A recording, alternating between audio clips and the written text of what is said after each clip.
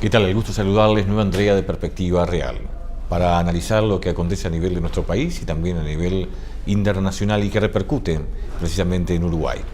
Es por eso que estamos junto al diputado Jaime Trobo, Partido Nacional, a quien le agradecemos su presencia aquí en Perspectiva. Muchas gracias a ustedes por la invitación. El gusto, Jaime, de volver a conversar. Un hombre experto en materia internacional, pero también, por supuesto, muy metido en las cosas nacionales, ¿no? Sí, algunos años tenemos en esta actividad. Yo ya estoy en mi 6ª legislatura. Soy de los seniors del Parlamento. Justamente el senador Heber en el Senado y yo en la Cámara somos los que tenemos mayor cantidad de legislaturas. Que bueno, que es un dato de la realidad, digamos, en la medida en que demuestra una continuidad en la labor y también la satisfacción personal de haber sido reelecto en tantas ocasiones, ¿no? Senador Heber, ¿y usted compartieron despacho la primera vez que usted fue diputado o estoy mal? Compartimos despacho, sí, compartimos despacho, bueno, compartimos presidencias de comisiones porque Heber fue presidente de la Comisión de Presupuestos en la segunda legislatura que él estuvo, que fue la primera que yo estuve en la Cámara, en el año 90, cuando el gobierno del Partido Nacional, y después la Comisión de Presupuestos la presidí yo los otros 4 años, mientras se analizaban las rendiciones de cuentas, pero además tenemos un vínculo de amistad muy fuerte, porque empezamos a trabajar juntos en la época de la dictadura, por el año 1976, en la juventud del Partido Nacional, así que tenemos unos cuantos años juntos, casi 40 años de amistad y de trabajo político. Y después que termina la dictadura, cuando se cierra la dictadura, usted es edil, es decir, que desde ahí ya está en la actividad política. En la Junta Departamental, había sido convencional electo en la elección interna del año 82, y bueno, ese periodo estuve en la Junta Departamental de Montevideo y luego ingresé a la Cámara en 1990 y he sido reelecto en 5 ocasiones. Así que tengo unos cuantos años de experiencia.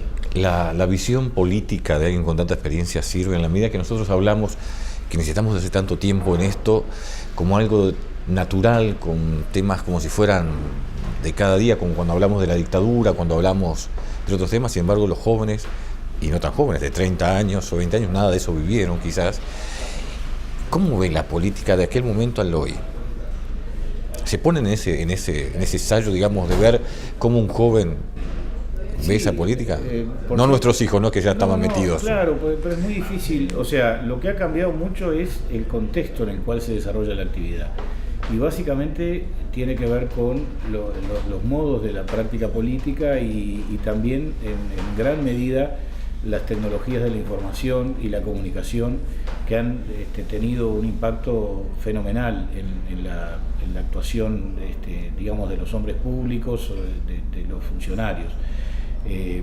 Yo todavía tengo la experiencia de la actividad política muy intensa, de persona a persona, vinculada, digamos, al contacto personal permanente, con un aporte físico realmente agotador en el sentido de la necesidad de estar siempre en contacto con la comunidad, con los correligionarios, con los compañeros, con los ciudadanos, con las personas con los ciudadanos, digamos, que viven en el país. Y a su vez también, en cierta medida, una actividad muy vinculada al servicio. Y cuando hablo del servicio, no al mal servicio, simplemente al apoyo a inquietudes y preocupaciones que planteaban las comunidades o las personas.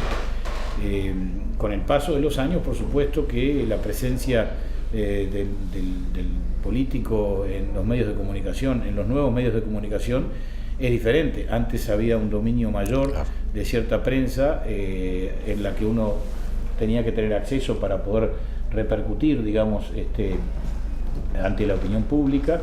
Hoy en día es posible generar opinión pública a través de medios, digamos, no convencionales, como puede ser Twitter, como puede ser Facebook, como puede ser Instagram, como pueden ser estos mecanismos en los cuales cualquier ciudadano puede poner, digamos, en la opinión pública su opinión o su forma de pensar sobre algunos temas. O sea, hay un cambio cualitativo total, en la actividad y sin duda alguna también hay una fuga, una tendencia a creer que ese mecanismo de comunicación a través de esos nuevos medios sustituyen la forma tradicional de hacer política, y yo creo que no es así.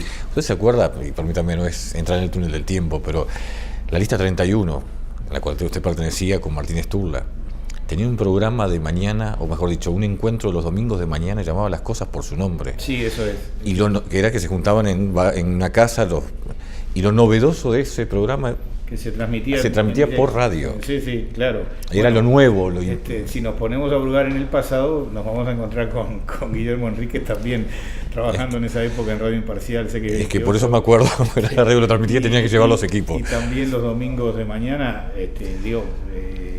la función periodística de la radio la cumplía Guillermo, y nosotros lo que en aquel momento alguien creyó que era importante era, a través de la radio, que era muy potente, lo sigue siendo hoy día, por cierto, la radio, antes del mediodía del domingo, en un evento partidario, poder llegarle a la gente que estaba en su casa o en otros barrios con algún mensaje que siempre estaba vinculado con algún tema de actualidad, con algún tema de interés, y de algún modo eso era llevar la campaña, digamos, a través de los medios a una opinión pública afecta y vinculada, porque notoriamente ese programa lo escuchaba gente que tenía una adhesión o una cercanía partidaria. Entonces,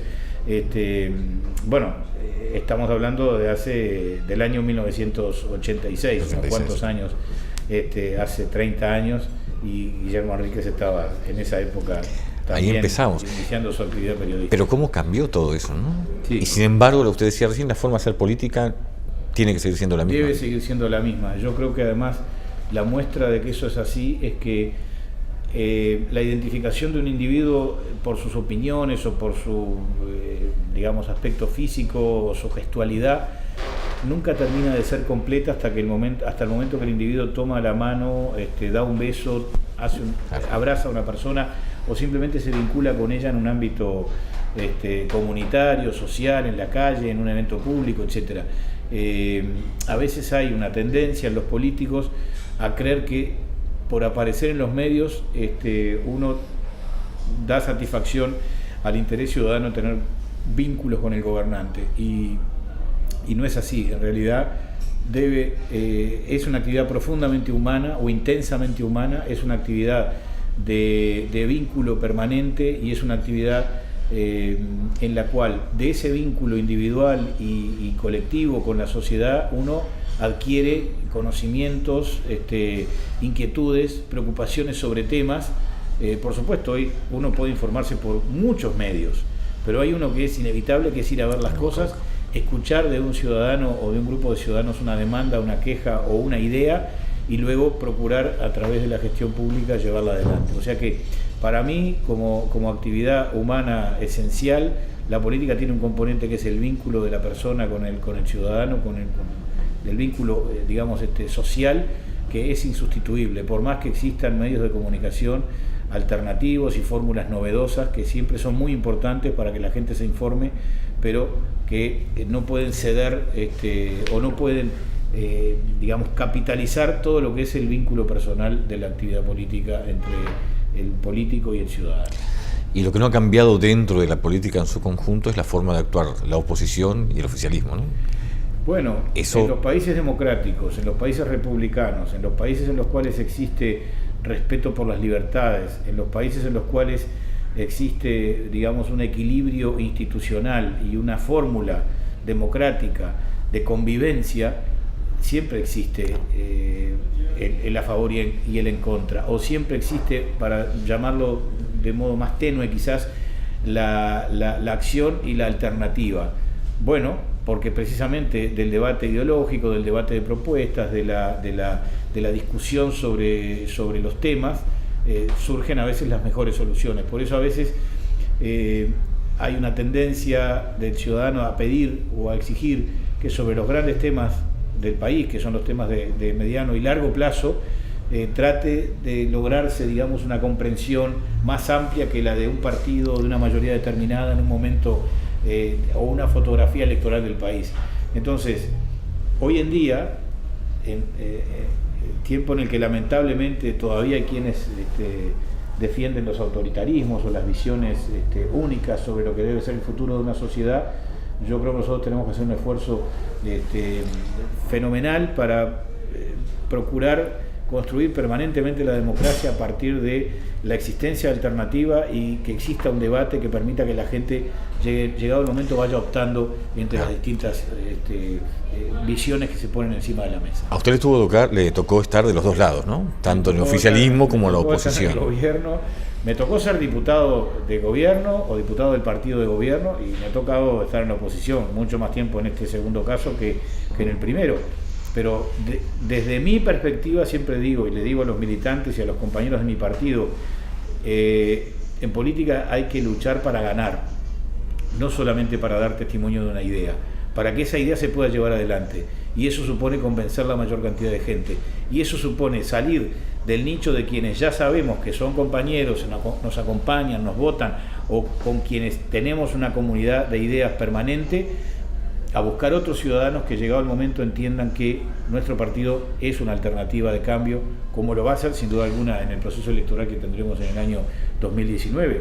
15 años de gobierno de un partido determinado, hay un hastío que existe, que la gente muy probablemente quiera llenarlo con una, digamos, expectativa nueva, y lo que creemos es que el Partido Nacional tiene que procurar llegar a ser una alternativa a los gobiernos del Frente Amplio. Y ese ciudadano que no es de su partido, que hay que cooptarlo para que pueda tener el voto necesario para hacer gobierno su partido, ¿se le gana mostrándole las fallas del oficialismo? ¿Hacemos una pausa? Sí. Y vamos a este punto, sobre todo por la actividad que usted está teniendo, las denuncias por el tema de Venezuela, los pedidos de comisiones investigadoras que no se han llevado adelante o no se han aceptado por parte del oficialismo. Hacemos la pausa y seguimos dialogando con Jaime Trobo.